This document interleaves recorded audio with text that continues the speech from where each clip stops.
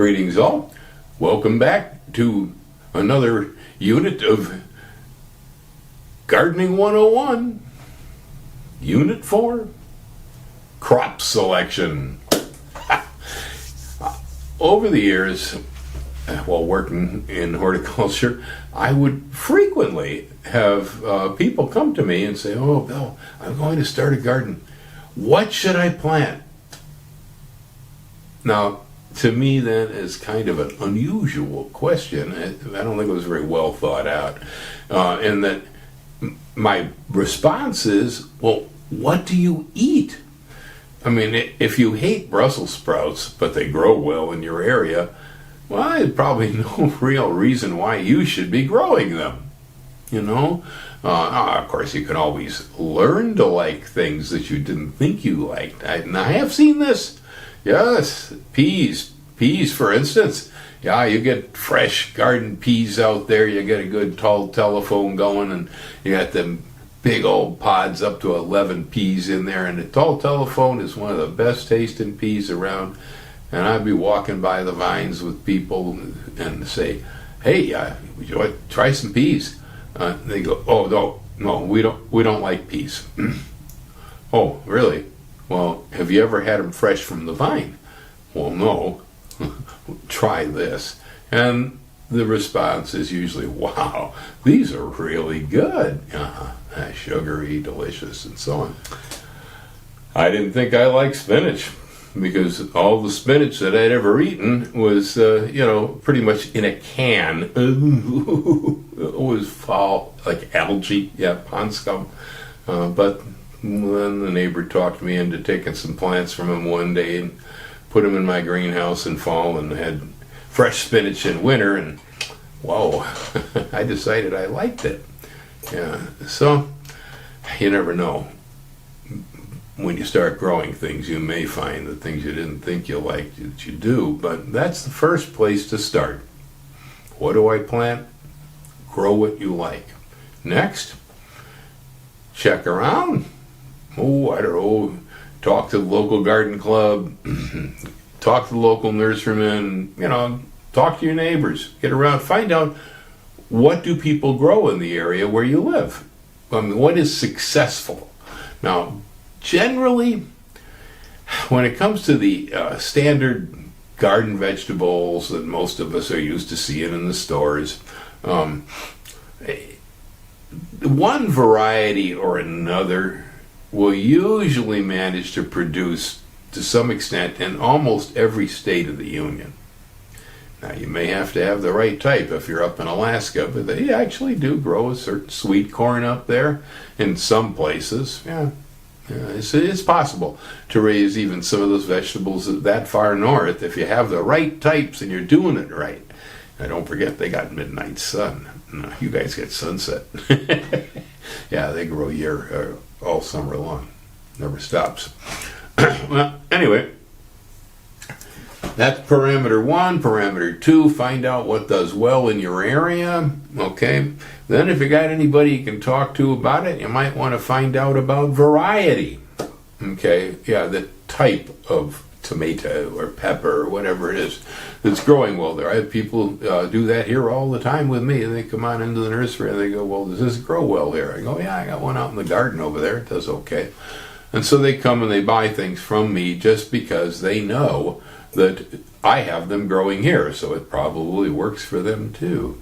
That's, another good way to approach it. And then again, think about how you're going to deal with the harvest.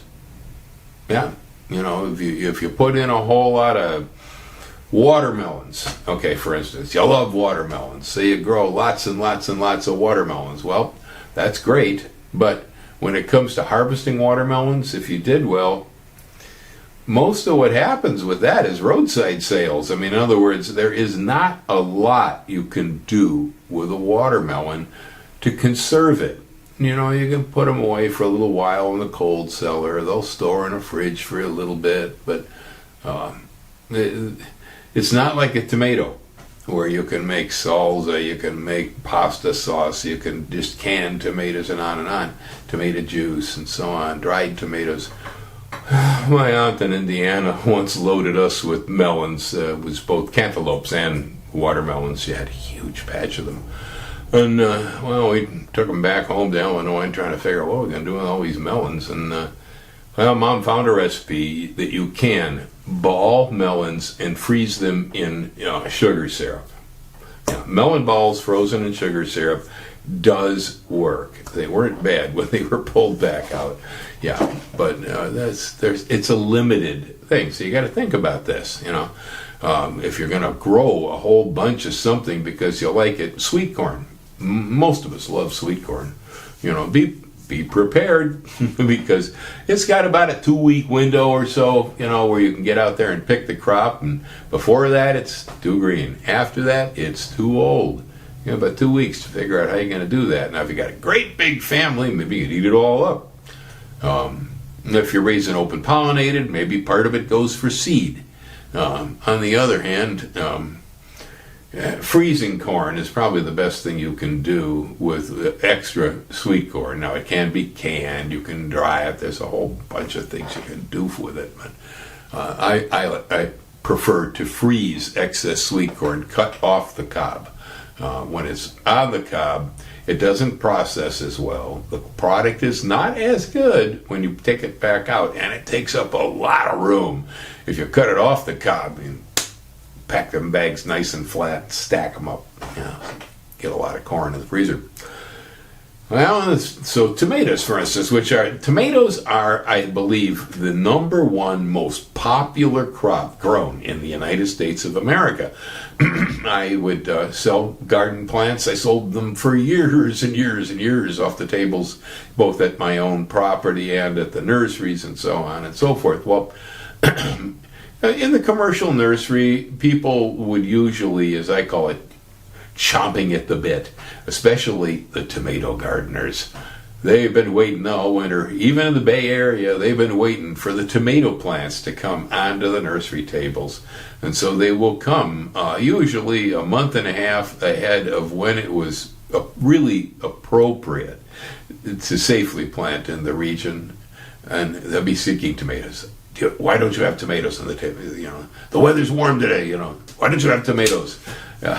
Yeah, we have these tomato gardeners, and they will accept nothing else. I will say, well, it's still cool. This is February. I have broccoli here. I have cabbage with some onion plants. These crops are all right within the season. Try some lettuce. No. My garden is tomatoes. Believe me, I have heard that over and over and over again. For a lot of Americans, the vegetable garden is the tomato. Well, you're lucky, folks, because when it comes to fruit, that's a good one. Yeah, it's healthy. It's easy to grow. Yeah. So, you have chosen well if it is your solitary crop. But still, variety. Variety is important when choosing crops because, well, let's just say if you're talking about tomatoes, well, you got early tomatoes, you got mid-season tomatoes, you got late tomatoes, you have dwarf tomatoes, determinate tomatoes, indeterminate tomatoes, okay? Dwarf, obviously, very small. Determinate means they grow out just so far, flower, set fruit, and then may or may not continue again. Indeterminate, they just grow and grow and grow and fruit and grow and grow. Those are the ones that you get 20-foot vines on. Yeah, I've seen this. Well, anyhow, it's possible, if tomatoes are your love, to be able to produce tomatoes over an extended period of time by using multiple different varieties in combination. Yeah, well, see, now a crop like lettuce, for instance. Lettuce is a crop that has no holding power. Yeah, there's no sticking power to it. You put in lettuce seed, it grows up, you get it to the right size, you take it out, because if you don't take it out, it gets tough, bolts, turns sappy, and it's nasty, and you won't want to eat it. And so lettuce has this very tight little window, and so it means that you'd be replanting it if lettuce is your crop. So you'd be prepared to continue to put it in. And also another thing to know about lettuce, one of my neighbors asked me, how do I tell when it's ready? When it's big enough? And so they're waiting for it to get big, and it gets big, and they never get it, see. Well, lettuce is good to eat at almost every stage before it bolts. Once it bolts to flower, it's nasty. It's bitter. It's not good. Okay. But prior to that, baby lettuce, mini lettuce, half-grown lettuce, on and on. Okay. So this is a vegetable that can be taken at almost any size. On the other hand, peppers have holding power, most types in most areas, because the majority of the peppers we grow, well, we can eat them green. Yeah, we eat a whole lot of the peppers green. The jalapeno was almost always eaten green. The sriracha sauce got going because nobody knew what to do with all those ripe jalapenos. Yeah, but now they want them. Yeah, so peppers will hold. They'll go on all out until they start to turn red, and even once they turn red, then they sometimes can even shrivel a bit if your weather's right, and kind of dehydrate in the bush, and they're still good. I have often noticed that it is better off to take a ripe pepper and just set it on the counter in the kitchen until I get around to working with it than to throw it in the refrigerator, because in the refrigerator sometimes they rot and mold. On a counter, they dry out. Dry peppers are almost as good as fresh ones. Flavors there. Yeah. So, what do I grow? Crop selection. Well, some things thrive in certain areas, but not in others. Minnesota, southern Wisconsin, Michigan in particular, Ohio, Indiana, Illinois, Missouri, right, a circle right in there. Apples, many varieties, tend to grow fairly well. On the other hand, citrus doesn't grow at all, unless, like my mom, you gotta have Dad set up a hydroponic grow station in the basement. I used to send her citrus trees to grow in Chicago, and they grow them under lights in the winter and outside in the summer. Too much work for me. I don't like space station gardening. Not me. I like to have plants that when I put them out there in a field or in the pot, they generally do their thing without too much pampering. Watering's fine, fertilizers, normal situation, sometimes pruning, pecking, controlling pests, yeah. But as far as the climate is concerned, I really don't like to grow things that the weather would turn on, especially things like citrus in Chicago, which they live for years, so. Anyway, there's some crops are very well suited to the area you live. Pineapples do really well over here. That's a good garden crop too. Wow. Yeah, it's valuable. This is another thing to look at. What is the price? Now, pretty much everything is going to be going up, has been going up, is going up, will probably be going up in value. There's a lot of reasons behind that, and I'm not even going to try to mutter into them. But this is going to be the case. And things that already are of extreme value and have been rising, like the white pineapple, it's probably just going to get worse. So you look at the value of things. If you find the potatoes are still pretty reasonable in the market, and you can afford to buy quality potatoes that somebody else raised, and you don't have enough space for that kind of a crop, you keep buying them. But I'd look around and say, okay, now what is getting premium pricing? If it happens to be certain fresh herbs, well, a good thing to grow. If it happens to be sweet onions, wow, another good thing to grow, white pineapples.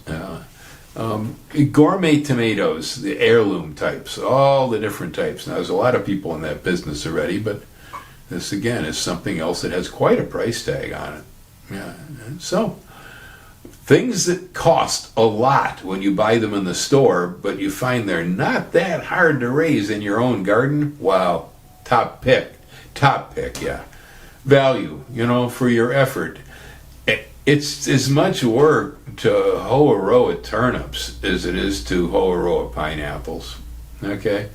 Pineapples are going to sell probably $6 to $8 a pound this year. The turnips, boy, I'll be lucky if they're going for 60 cents a pound. I don't know if there's anything under $1 a pound anymore. I don't know. I don't buy turnips. I only bring them up because Sebastian planted 2 rows of them in my garden. Yeah, I picked some the other day. I brought them in. I cooked them up. Ellen said, "This is nasty." Bill said, "Yeah, I know why I don't eat turnips." Now, again, it's a selection variety, though, because I did used to raise one called the Tokyo Cross. It was a pure white turnip. Very mild in flavor, and when picked at about the golf ball size, I really enjoyed them sauteed in a pan. Yeah, and they were sweet. This purple top I got out here right now, it tastes like most turnips I've ever run across. It's pretty bitter. Not pleasurable from my point of view. Now, it isn't that I don't like bitter things. Yeah, I mean, I like arugula. I enjoy endive. They're bitter salad greens are for me appealing, but I also mix them with other things usually that are not bitter. So arugula with lettuce, a vinaigrette, and maybe sometimes I'll do arugula or endive with apples or pears and walnuts and a vinaigrette. Yeah, it's not so intensely bitter when you do that. And it becomes actually very pleasurable. Sweet, bitter, kind of sour, sweet, bitter, and sour. You get a triad going of flavors in the mouth. Well, there's another thing, unfortunately, that's probably going to control that this year. And again, it has to do with pricing. So much seed is imported. And the tangerine terror turnip head guy there in Washington, I ain't doing any good for anybody out here in the street. Okay, this guy is a terror, is a mess. But a lot of seed is imported. The Japanese raise a lot of our really good, nice flower and hybrid vegetable seeds and such. The Germans, the same thing. In the Netherlands, again, the Dutch, Israel. Okay, yeah, Israel. The seeds come from all over the planet. When I read bags of seeds that are marked, they may be in a package from an American company, but they weren't raised by that company ordinarily. Some companies try. Johnny Selected Seeds raises a lot of their own seed, but they buy in a lot. And man, I took a look at the prices in the new catalog. I may have to stop doing business with them. I mean, really? So this is another thing that's going to control what are you planting and what variety. You may find that tomato sounds like it's a real good one, but man, $6 for 25 seeds? You gotta be kidding me. That's where it's going. This guy, yeah, you could thank this guy. This is why food is expensive. This is why seeds are getting expensive. This is why fertilizer is getting expensive. It's his fault, and if it isn't his fault, it's Putin's fault. The reality of it is the causes are nearly 100%. Okay. Yeah, there's very little of anything. You can still go back and go, yeah, COVID caused some inflation. Yeah, Biden had some inflation, blah, blah, blah. But, well, that hasn't got anything to do directly with your seed selection, except this guy is going to have made it really expensive for you. So another thing you might want to consider when selecting what crops to grow, consider the possibility that that crop is going to be able to raise your own seed. Yes, the seed is really getting there. And so if you can raise your own seeds, tomatoes, for instance, fairly simple to do this with. They're good here too, even because in Puna, things that have to ripen in a dry capsule, boy, they don't do very well. Lettuce seed, for instance, awful here, awful. It's almost impossible. California, lettuce seed was really easy. I used to raise all my own. Wisconsin wasn't bad, raised a lot of it. Not here, though. I cannot get a crop of lettuce seed. It needs to be dry while it's ripening. But anything that's wet in a fruit is good here. Peppers. Peppers, great thing to save seed from. Beans, not too bad. You make sure that you're curing the pods probably out of the rain. But yeah, you can grow bean seeds and so on. So that's another consideration. Is this a crop that will reliably raise seeds so you can perpetuate your food production? Under the current circumstances on the planet, I really don't see how food is going to become much cheaper. Weather is crazy, and that's what we need to produce food, okay? So the weather has gone crazy. Our leaders, most of them are insane. Yeah, completely insane. They're mad. And so they're doing nothing that is of much value to the rest of us, serving themselves and somehow or another, I don't know. So don't expect things to get better soon. They aren't gonna. Chances are you're going to see this all get worse. And the Victory Garden days that my ancestors, yes, my relatives, while I was a boy, they were still victory gardening, and this is where I grew up, in their victory gardens, and we are heading back there again, folks. Yeah, we're heading back there again. If you can manage it, raising your own food is going to be a really smart thing to do. So, when selecting crops, what do you eat? What seems to grow well in the area? And what's the price value? In other words, is it a high value crop? Good way to select. Why grow a low value crop if the price is still low in the store? Also,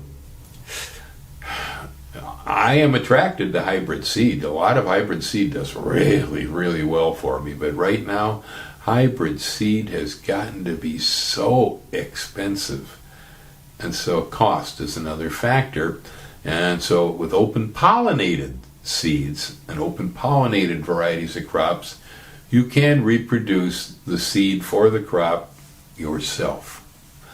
And so there's a big savings there.